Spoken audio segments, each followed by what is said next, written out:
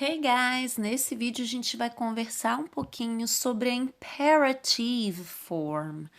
Afinal de contas, o que é essa forma imperativa da língua inglesa? A forma imperativa são as frases que a gente utiliza com o objetivo de dar um comando, uma orientação, uma ordem. Normalmente, essas frases começam com o verbo que indica esse comando a ser seguido. Ou então, pessoal, essa frase também pode iniciar com a expressão do not, que significa não, ou don't, que também significa não. Vamos lembrar que o do not é a forma longa e o don't é a forma curta, ok? Essas frases vão começar com do not ou don't quando o comando for um comando negativo de uma coisa que você não deve fazer. Vamos dar uma olhadinha? A gente tem dois exemplos. O exemplo da esquerda, um comando afirmativo, turn right, vire à direita. E o segundo exemplo, um exemplo que é um comando negativo, please do not touch, por favor, não encoste, não toque.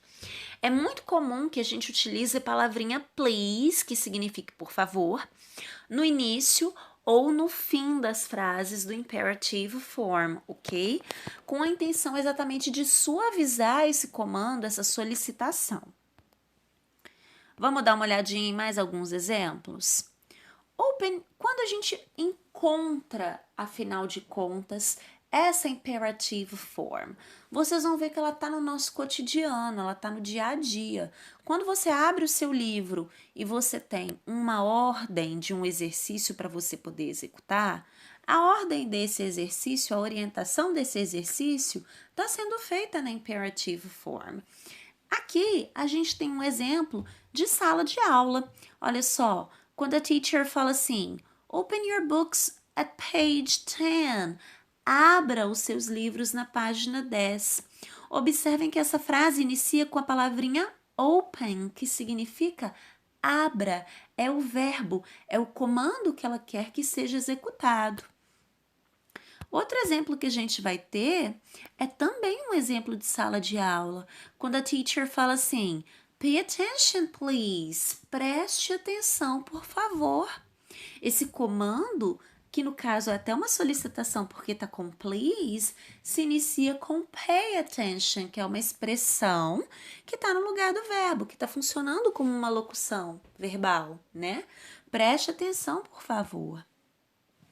Terceiro exemplo, a gente tem a teacher falando open your books at page 10 e o bicho pegando igualzinho vocês fazem dentro de sala comigo. Olha só, sit down please, sentem-se por favor. Mais um exemplo de forma imperativa sendo utilizada dentro de sala. Sit down, sentem-se. Olha o verbo iniciando essa frase. Em quais outras situações a gente tem exemplos de forma imperativa? Nos avisos, nas placas. Selecionei aqui para vocês verem uma placa, por exemplo, de zoológico. Welcome to the zoo. Seja bem-vindo ao zoológico. De um lado, a gente tem as coisas que são permitidas, que estão bem caracterizadas de verde. Os do, os faça. E do outro lado, a gente tem os don't, aquelas coisas que não devem ser feitas. Então, aqui, olha que bacana. A gente vai ter exemplos de modo imperativo afirmativo do lado do do e um exemplo de modo imperativo negativo do lado do don't. Vamos começar com os do's, com as formas afirmativas?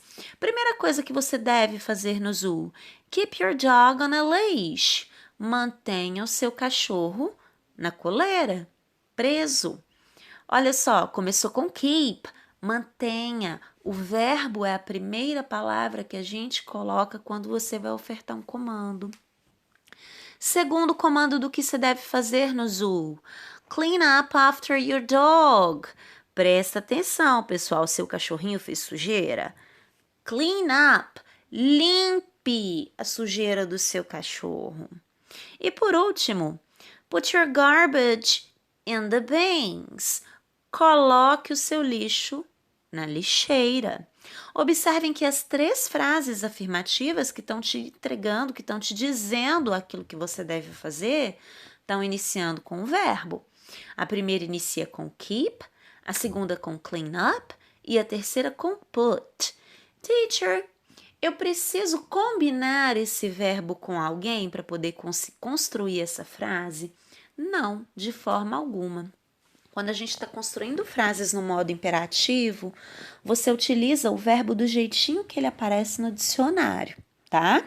Se você for lá no dicionário e procurar a palavrinha keep, que aqui significa mantenha, ela vai estar lá escrito keep, manter, ok? Se você for procurar no dicionário a palavrinha clean up, que é uma expressão, você vai encontrar limpar, que aqui está no sentido de limpe, porque está no modo imperativo, te ofertando um comando, ok? Agora observem, olha só o comando negativo que a gente tem no zoo. Don't feed the animals. Não alimente os animais. E inclusive é reforçado embaixo. Please do not feed them anything. Por favor, não dê nada de comer para eles. Por quê? Tem até explicação, olha só. Eles estão em uma dieta muito restrita, prescrita por um veterinário.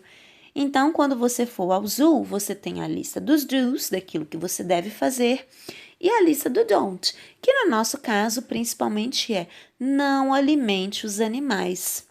Observem que a nossa frase negativa começa com o don't, poderia começar com o do not, sem problema algum, e o feed, que nesse caso é alimente, mas se você for lá no dicionário vai estar escrito alimentar, porque a gente utiliza o verbo do jeitinho que ele aparece no dicionário, na sua forma natural. Uma outra situação em que a gente utiliza as frases imperativas são também nas orientações. Olha só que interessante essa orientação que a gente tem sobre o uso das escadas. Stair safety, segurança nas escadas. A gente tem 4 quadrinhos dizendo exatamente o que você deve ou o que você não deve fazer na escada. Vamos ler.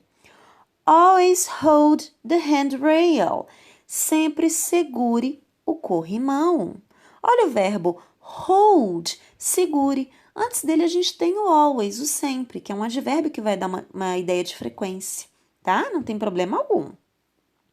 Ele apareceu antes por causa da localização do verbo, do advérbio de frequência. Essa é a localização correta dele.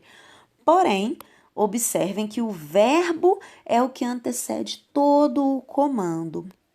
Segundo comando já é negativo, olha aí. Don't carry heavy objects. Não carregue objetos pesados.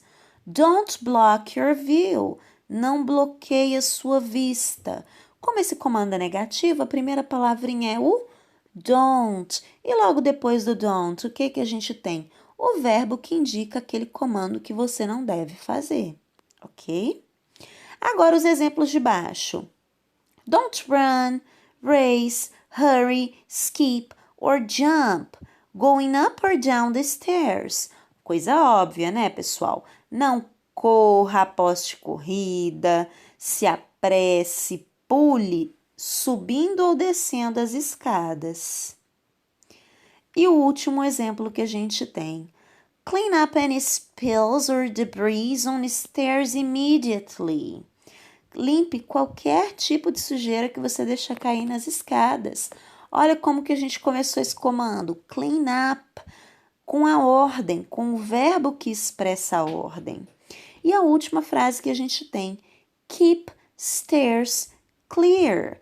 Mantenha as escadas livres, limpas. O keep é o verbo que indica o comando.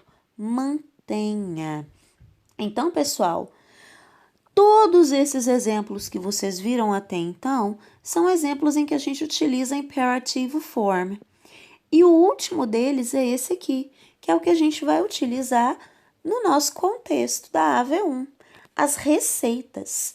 Quando você pega um livro de receitas, uma receita qualquer, ela vai ter sempre os ingredients, que são os ingredientes, aquilo que você vai utilizar, E um modo de preparo, um method. E nesse modo de preparo, a gente vai ter vários exemplos de modo imperativo. Por quê? As frases são todas construídas te dizendo o que você deve fazer para essa receita funcionar ou aquilo que você não deve fazer para que essa receita funcione. Vamos pegar o primeiro exemplo. Cut the onion. Corte a cebola.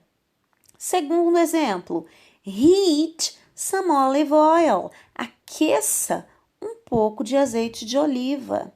Terceiro exemplo, add oregano. Adicione orégano. Quarto exemplo, cook the pasta. Cozinhe o macarrão.